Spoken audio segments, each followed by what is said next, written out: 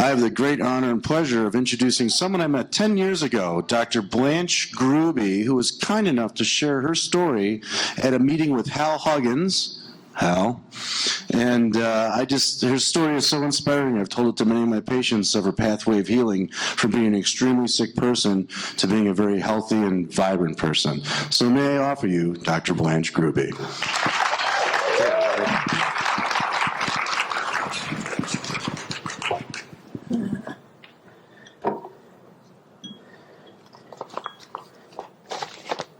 Okay, this is a lecture on titanium, so let's have some fun, right?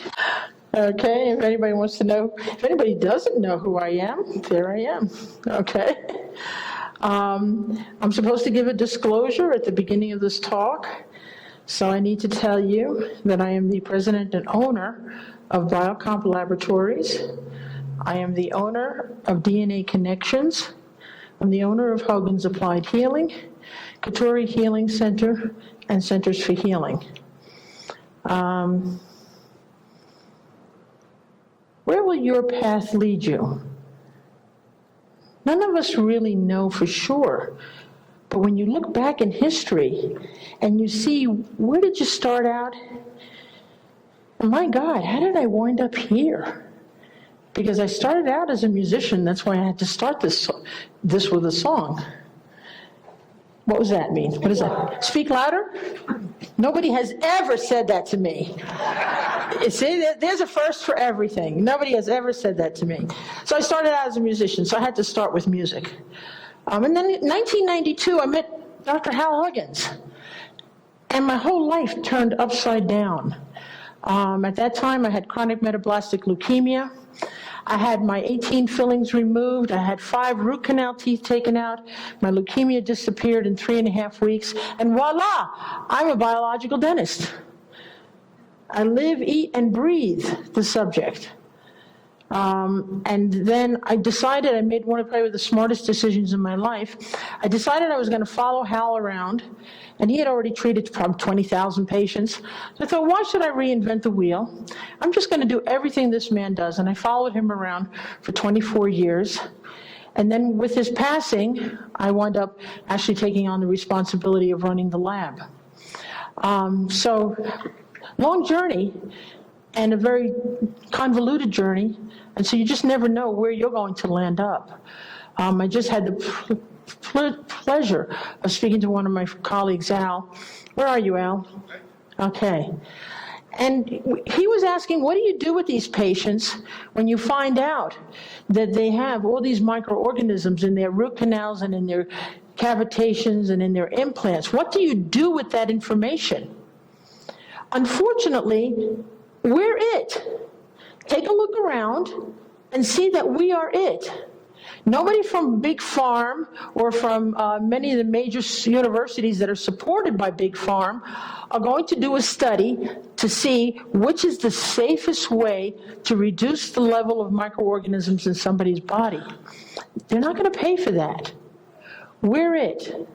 So if you get an idea, go for it. Do it. Who knows where it will lead you? Okay? The purpose of this workshop? To bring attention to the often overlooked, never looked at, I think, research demonstrating the potential harmful effects of titanium in the human body. I want to present some reasons why titanium, in the form of titanium dioxide nanoparticles, is not as inert as believed to be.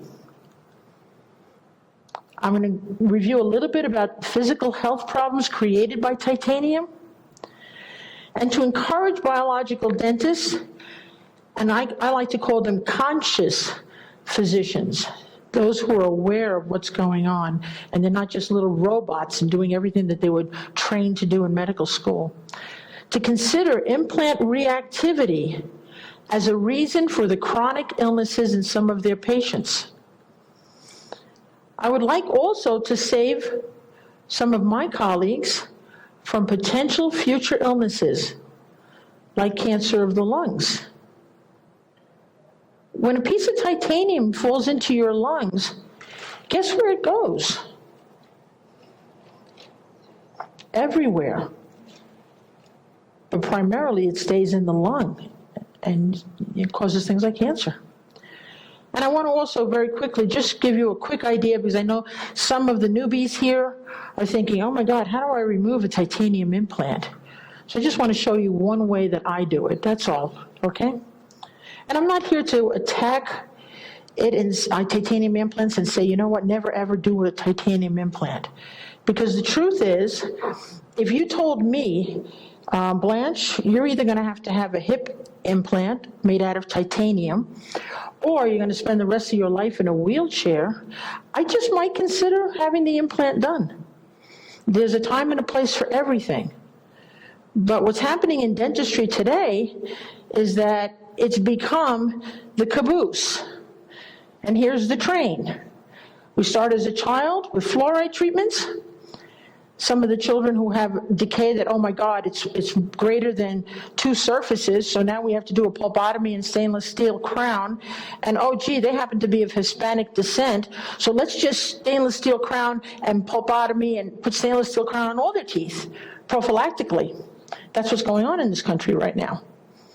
And so then we go from fluoride treatments to stainless steel crowns, to sealants, to amalgam fillings, and okay, now that filling was a little bit deep, so let's do a root canal. Then after the root canal, we put on a crown, and now the whole thing fails, and so what's the caboose?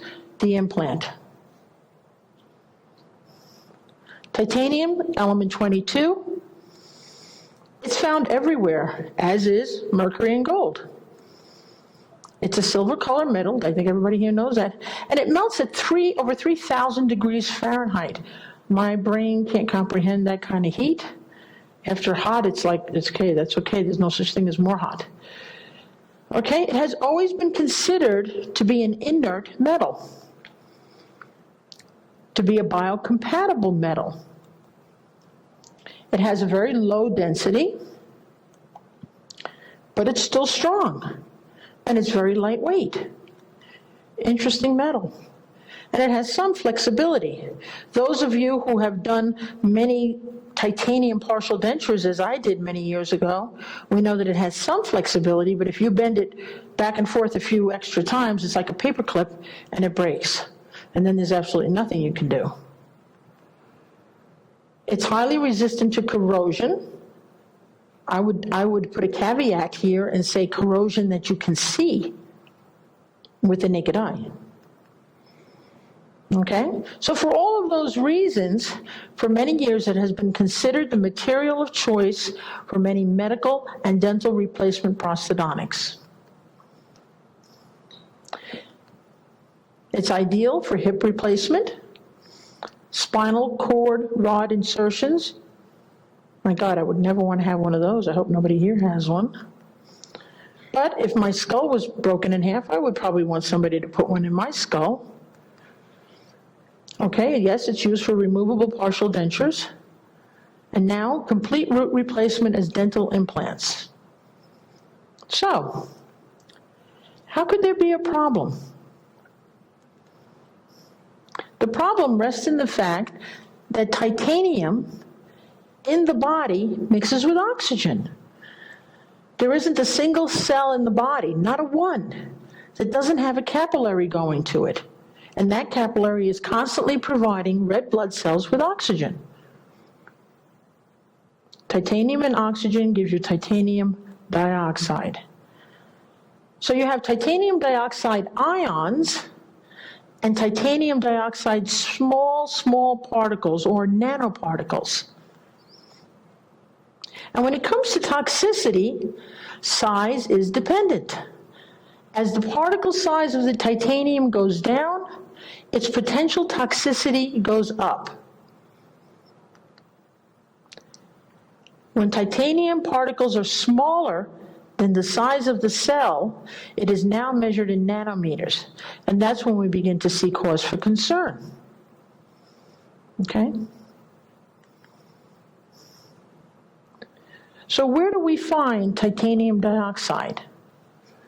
Well, Joe Mercola brought up a good point. If you're not eating organic, whole foods, your meats, your vegetables, your fruits, then you're getting it in everything else you eat because it's in all food additives. So it's not just an implant, it's in almost all of the processed foods that you eat. It's in all the food packaging material. You know those new little containers that the kids are taking to school? They're rectangular containers with juice in them. They all have titanium in them. It's in all sunscreen products. So we lather this up all over our body and we absorb it. It's in cosmetic creams. And of course, it's a component of surgical implants. But this is the one that has me most concerned. As a dentist, I didn't know back then. I was drilling on titanium all the time. Oh, let's do a little adjustment here. You know what? When you bite down, you're hitting on the rest stop. No problem. Let me get a round diamond on zip, zip, zip. Right? We're breathing in this dental mist of titanium. Now remember, this is something that Dave Kennedy taught me a long time. Pronunciation is everything. It's the F&DA. But every once in a while, they come up with a smart comment. Somebody must have given it to them. The use of nanomaterials in cosmetic problems may raise questions about the safety of its products for intended use. I'm sure they didn't think that up themselves, but there it is. Titanium dioxide nanoparticles, or ions, collect in the tissues around the implants. You cannot see that, but when you look at people who have implants, you do see that funky bit of color, that inflammation. The tissue has like a bluish color to it. Okay, you see it in orthopedic replacements, and those are all allergic reactions. So what kind of allergic reactions do your patients get? Do many people get, and no doctor makes the connection between that and the implant in their mouth. They get rashes. Now, if you had a rash between your thighs, would you think, oh, gee, maybe that's my implant doing that? No. You get hives, urticaria, itching, swelling. These are all the common allergic reactions that we know about, but seldom do you make the connection between this and implants. Now, of course, if you see somebody with oral and facial erythema and their face is red, then okay, you say, gee, it's near the implant, maybe that's causing it, okay? But if you had a lesion on your elbow, you would never think, gee, maybe it's the implant. You don't think that, okay? But I do see a lot of hyperplastic tissue around the mouth. Okay, so this titanium can actually induce all of this hypersensitivity, immune dysfunction, allergic reactions, and in patients chronically exposed to this reactive metal causes the most problems. And this work was all done by Vijay in 2012, okay? Wachi said that titanium ions create this peri-implant mucositis around the implant. And this was done in 2015. So if you get this perimucositis all around the bone, then you get bone resorption. Okay, here's an example. So then I asked the question, well, why don't we see implants falling out of the alveolar as we did 30 years ago? I know when I first started in dentistry, we used to tell patients, well, if you have an implant, I don't mean we, because I was a dental assistant at that time, it was the dentist, they would tell the patients, if you have an implant, it's probably only going to last 5 to 10 years. And that's exactly true. That's what happened. They fell out in 5 to 10 years. They're supposed to fall out in 5 to 10 years. It's a normal reaction of the body, the immune system, saying, this is not self. And if it's not self, we need to get rid of self. And so people used to have their implants fall out, and they were all warned ahead of time. And some people said, you know what, yeah, no, I know it's only going to last 5 to 10 years, but I still want it. Okay. This is why they're not falling out today, because of all the graft material everybody's putting in. Now try to imagine, if you were going to build a fence Say you wanted to build a wooden fence around your property, and you took the post of the fence and you put it right in the dirt. You're almost guaranteed that within 10 years, the bottom of that post is going to be soft, mushy, and there goes your post, right? Everybody knows that. Why? Well, because the microorganisms in the dirt get to the post and start eating it up. So if you want the post to last longer, you would drill a hole and pour some concrete. Then stick your post in. That post will last a lot longer. Why? Because the microorganisms in the dirt can't get through the concrete quite as fast. They're still working on it, but they can't get through quite as fast. Okay? When you place graft material inside somebody's mandible or maxilla, you are slowing down the ability of the immune system to attack the post. Okay? This is what the immune system is obligated to do. It's an obligatory system. It's supposed to attack, to destroy, and to absorb. It's still working 24/7 to try to deal with what's not self, but it's not as efficient. So then the question is this good or is it bad? You have to honestly ask yourself, is it good or is it bad? I guess it depends on how badly you want to have that implant and how badly you want it to stay there. Or you have to ask yourself the question, how long do I want to live? And what quality of life do I want? Do I want to wait until I have an autoimmune disease? Because if I get my implants taken out after I get the autoimmune disease may not go away. All right? So if you do put an implant in somebody's mouth with titanium, how soon after exposure do we see a reaction to the titanium dioxide nanoparticles? Now that's what we're talking about here, the nanoparticles. Okay? Well, Dobrinsky said that within 24 hours, you get a reaction of the reticulocytes, micronuclei within the cell of bone marrow. 24 hours. Then Vicky and Gratian showed that mice that were exposed to titanium dioxide nanoparticles exhibited an inflammatory response 1, 2, and 3 weeks after their exposure. Okay, so again, this is again what Joe Mercola was talking about, chronic inflammation. You got to think, is it the implant? Okay. Now, Rolovera and Tulinska have seen toxicity reactions in the fetuses of nursing babies when the parents were exposed to high levels of titanium dioxide nanoparticles during critical windows. So how does the absorption of titanium dioxide nanoparticles create distal reactions in the body? Bettini showed that titanium dioxide is absorbed through the oral epithelium and through the intestinal epithelium, and then induce a very specific immunotoxic reaction pattern, consistent of the induction of inflammation in normal animals, but then in animals that were already diseased, it made it aggravated.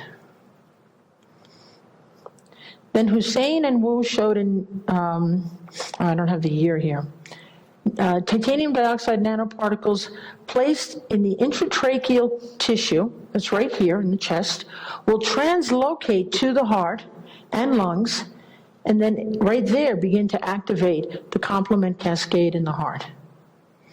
So we have absorption and we have translocation.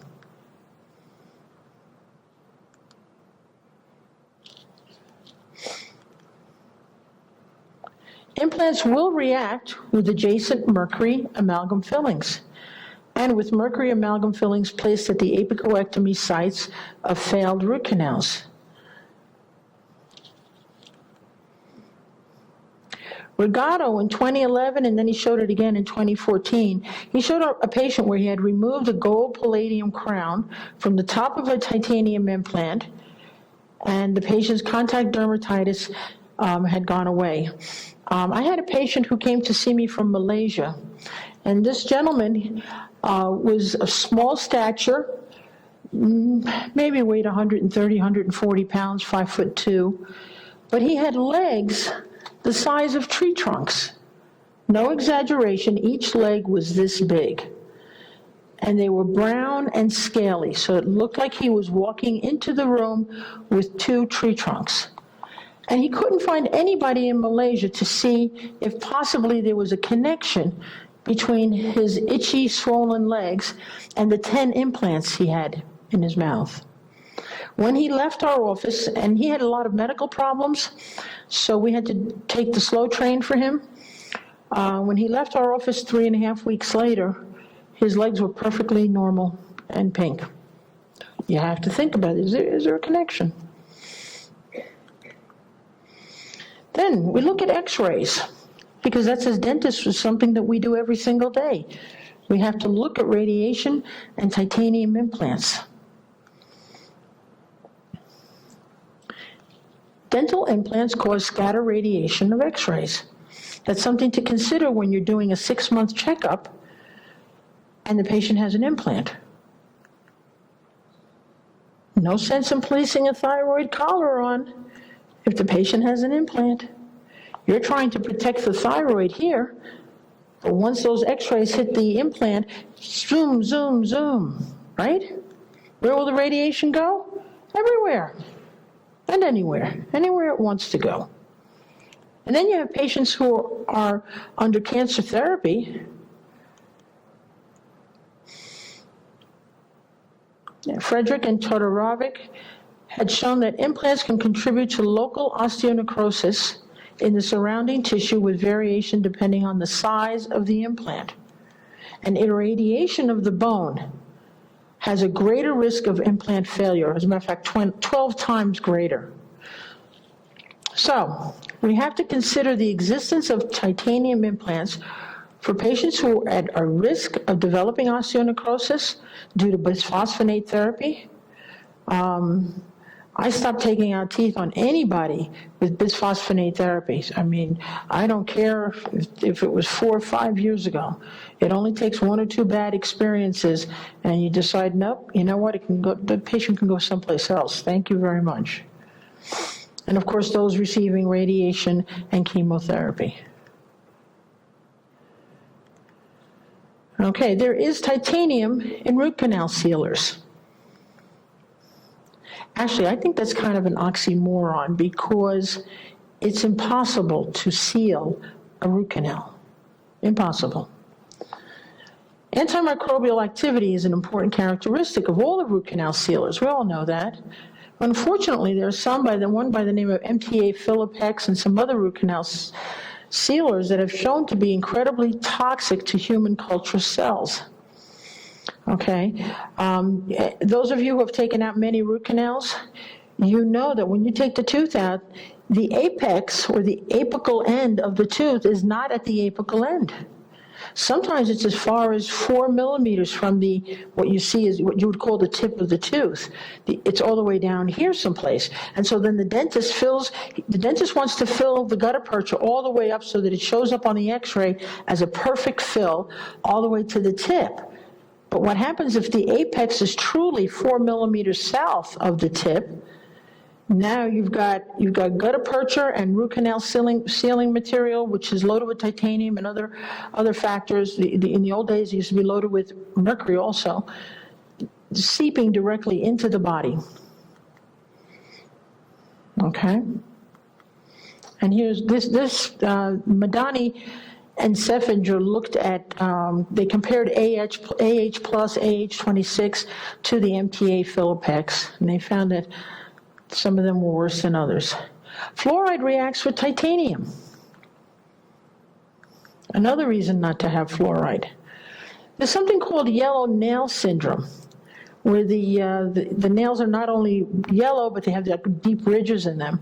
And that's been shown to come from the galvanic release of titanium ions, or titanium oxidative release by fluoride, or titanium dioxide absorption from the digestive tract. Now, I don't want you to think it's just titanium, because when we talk about aluminum, it's the aluminum nanoparticles that cause problems also. Okay, other nanoparticles in the environment and in consumer products cause immunotoxic effects, which are very specific, consisting of induction of the inflammation in normal animals and aggravation of pathologies in disease models. So everybody who thinks a ceramic crown that is 50% aluminum or 10% aluminum is safe for the patient, you need to think that again. You need to think that again, because when patients are grinding their teeth and chewing, sometimes those are just nanoparticles that are coming off. And when you're doing a bite adjustment, make sure that you're protecting yourself. Research scientist by the name of Liu injected titanium dioxide into mice, and he discovered that there was a hierarchy of deposition of the titanium. I think that's interesting. Nobody knows why, but why does it prefer to go to the liver as opposed to the kidneys? Why does it prefer the kidneys better than it does the spleen? Why does it prefer the spleen better than the lungs or the brain? Thank God the brain is at the end of the list along with the heart. Otherwise, we'd really be in trouble. Okay, so this is just going to be a quick example of how I remove titanium implants. I know there's some of you who have spoken to me and say you use the trephinator. When I first started doing this kind of work, I first started as a biological dentist, I used to have to take a really long, skinny diamond and, say 2 Hail Marys and an Our Father and hope that that diamond didn't touch the implant. Because if it did touch the implant, then I would have millions of shards of titanium everywhere.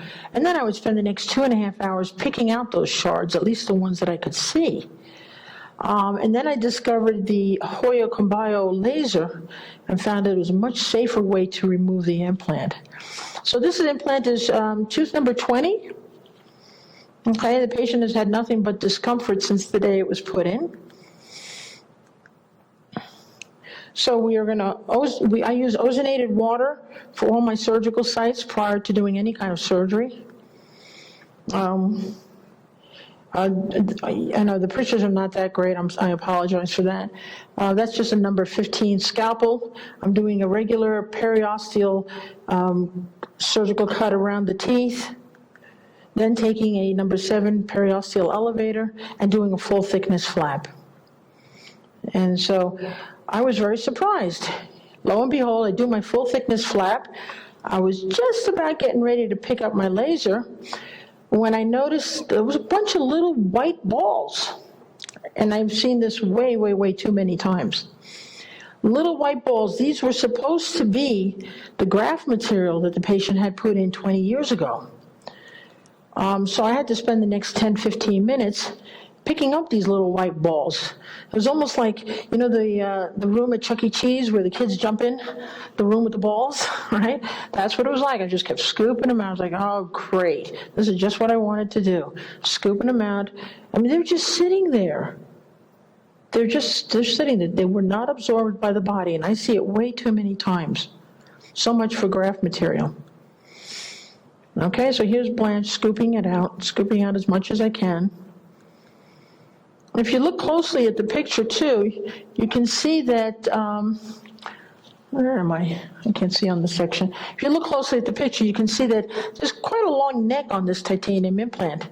It's just sitting there, communicating with the gingiva, communicating with the salivary fluids that are loaded with microorganisms. Right? You look at the length of that implant that is nowhere near bone.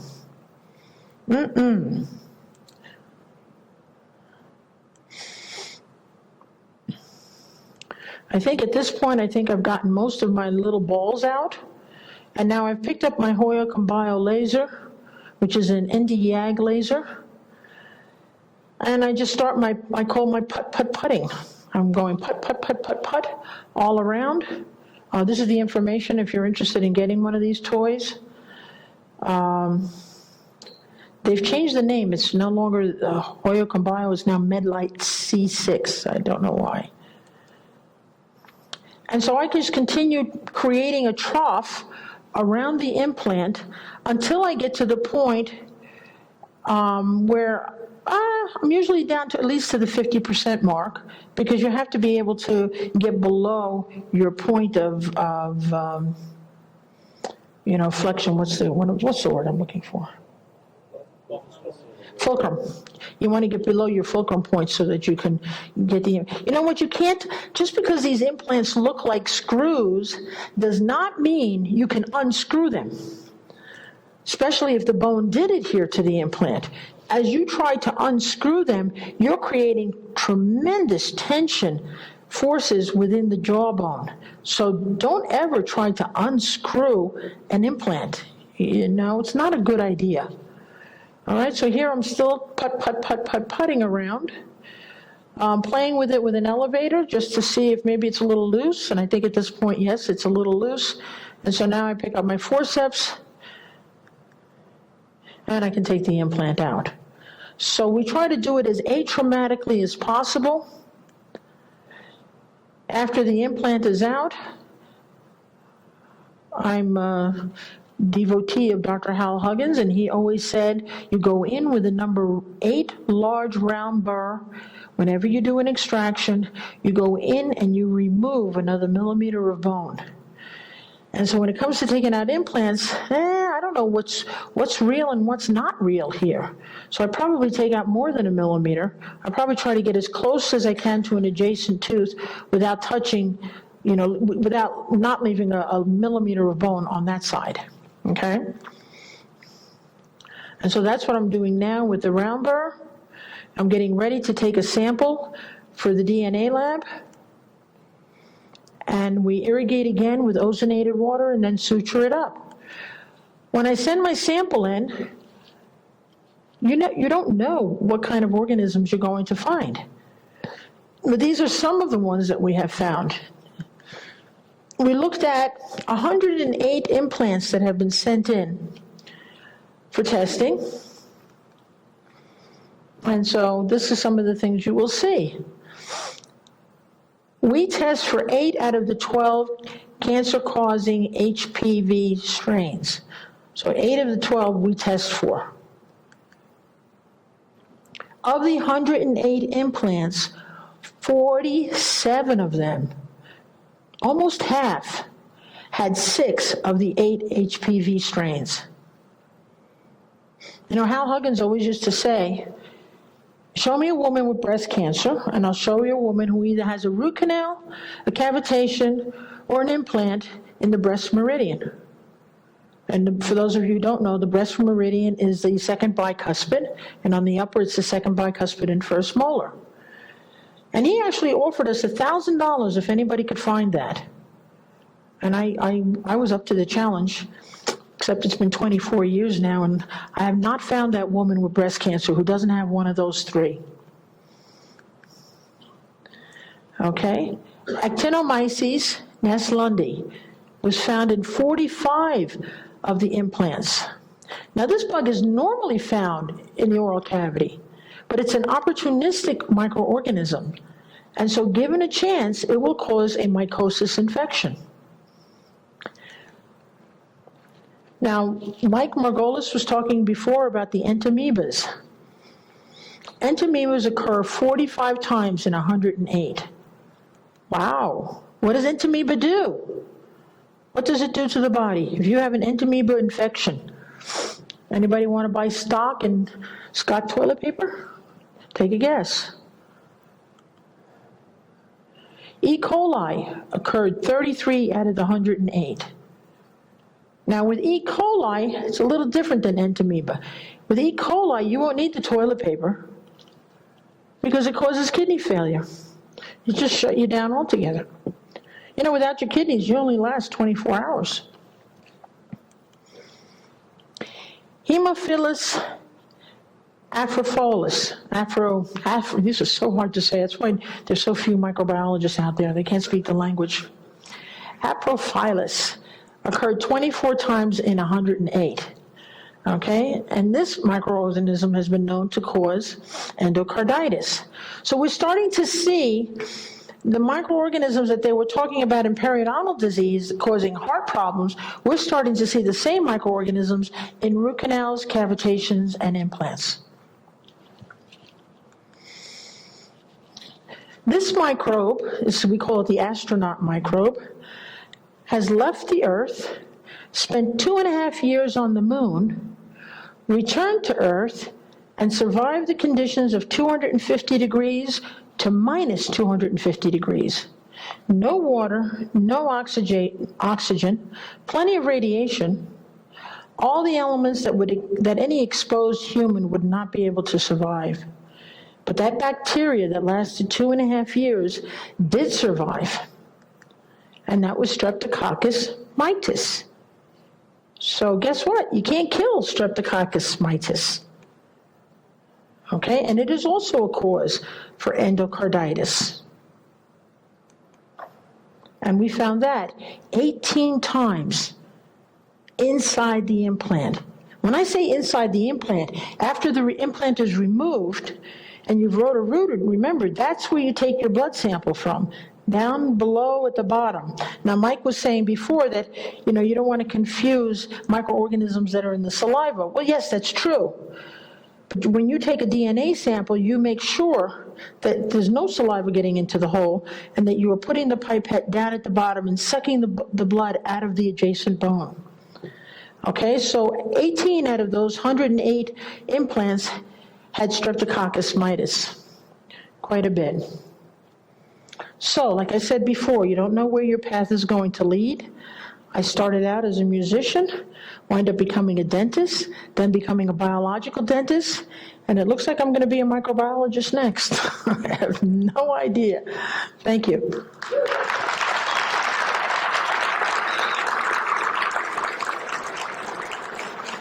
Any quick questions? Oh, yes. With respect to titanium, do you think there's a difference between nickel titanium and titanium? That's one question.